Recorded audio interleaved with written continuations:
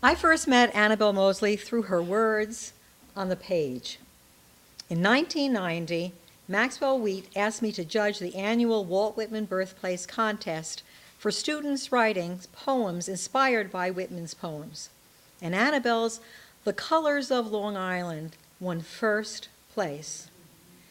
Her family was beaming with pride as their 10-year-old daughter read her delightful poem with poise and sensitivity at the birthplace celebration. But a few months later, her father died. She has told me that when she gives a reading of her poems, she can still see his image as he smiled at her on that day. So important was that experience in defining herself as a poet. Thank you, Cynthia, and Maxwell, who wanted to be here today and couldn't, but said to send his regards, and Vince Clementi, also before that, for inspiring generations of young people to become writers, lovers of words, to see themselves as creators of the imaginative world that they inhabit. Today we celebrate one of those students who has come full circle, back to the birthplace. In 2009, Annabelle was the first Walt Whitman Birthplace writer in residence, and today she's being recognized for the excellence of her poems and for encouraging other people to write. She has set in motion poetry circles that expand and combine across the arts. In The Composer, she writes, "Music is the canvas of your poems. Yes, canvas. Writers rise from desks with paint-streaked hands."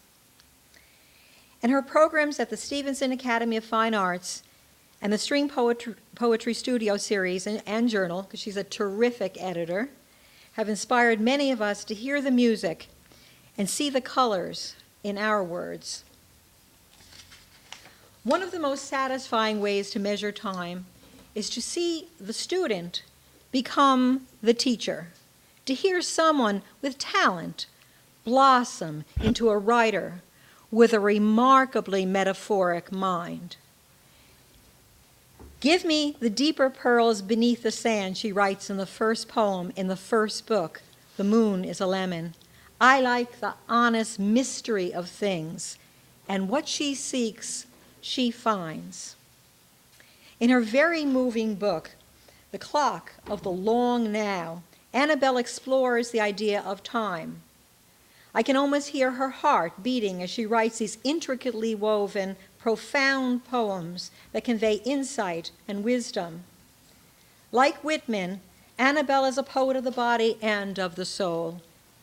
In My Father is Conceived, she describes love-making, life-making, as he writes inside her with fluid scrawl. Their bodies brush and beat like frantic wings. Perhaps most important, Annabelle's poems reveal a remarkably compassionate soul. She hears console in the word console in the poem from the Artifacts of Sound about the little girl receiving an upright piano. Why didn't she practice more often? Excuse number 26. Had she known the other name of the instrument, heard the word console, her shoulder might have relaxed. The tension in her fingers might have fled. Then grace notes might have come more easily. Her touch been more sure. Congratulations, Annabelle, for writing your grace notes with such a sure touch.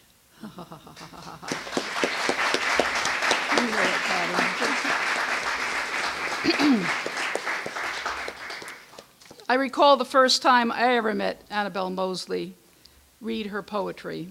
I believe it might have been at the barn, I'm really not sure. What I do remember was being totally amazed by her talent and thinking, who is this person with such a highly developed poetic voice? She can't be any more than 19 years old. I'm thinking, oh my gosh. I was immediately in awe of her talent and thought, heaven only knows what she will accomplish. When you read Annabelle's poetry, her poems are so finely tuned and attached to the spirit that the words almost leave the page and meet the reader in midair. Her poetry opens thresholds to places in ourselves where we can come closer to understanding who we are and what is precious. It is an immense delight to be led by this poet's imagination, to be guided by her rich language, which is sometimes surreal, sometimes provocative, sometimes seductive. Her poems are mystical, sensory translations of the imagination.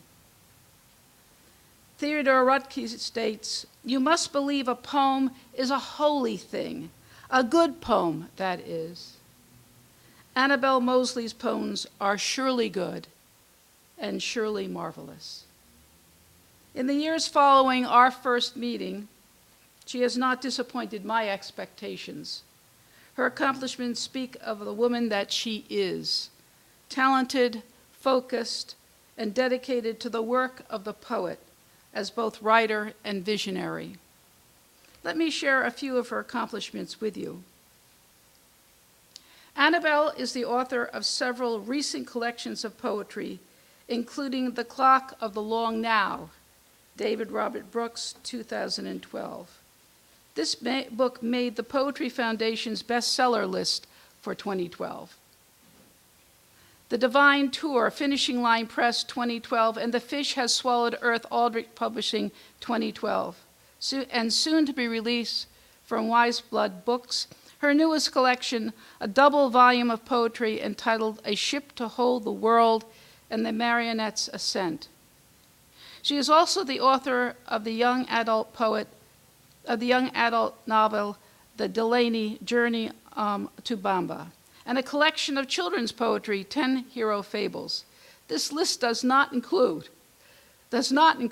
4 collections published prior to 2009. I mean, I could have gone on longer on that. She is published in numerous journals and has received several prizes for her poetry. She was the first prize winner in the Writer's Digest 2008 competition, a poetry contest with thousands of entries. And in that same year, she was awarded the Amy Award by Poets and Writers. This prize is given to a woman below the age of 30 with promising poetic talent. In April 2011, her poem, Breakable, was chosen by the Oprah magazine, as one of 12 poems selected from thousands, and later featured on Oprah.com. But wait.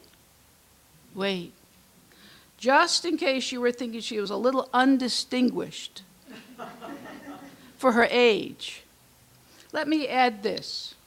She was poet in residence for the Stevenson Academy of Fine Arts 2005 through 2008, was the first Walt Whitman Birthplace Writer in Residence 2009 through 2010, and is the founder and editor of The String Poet, the online literary journal of poetry and music, and was the host of the New York Times featured string poetry series.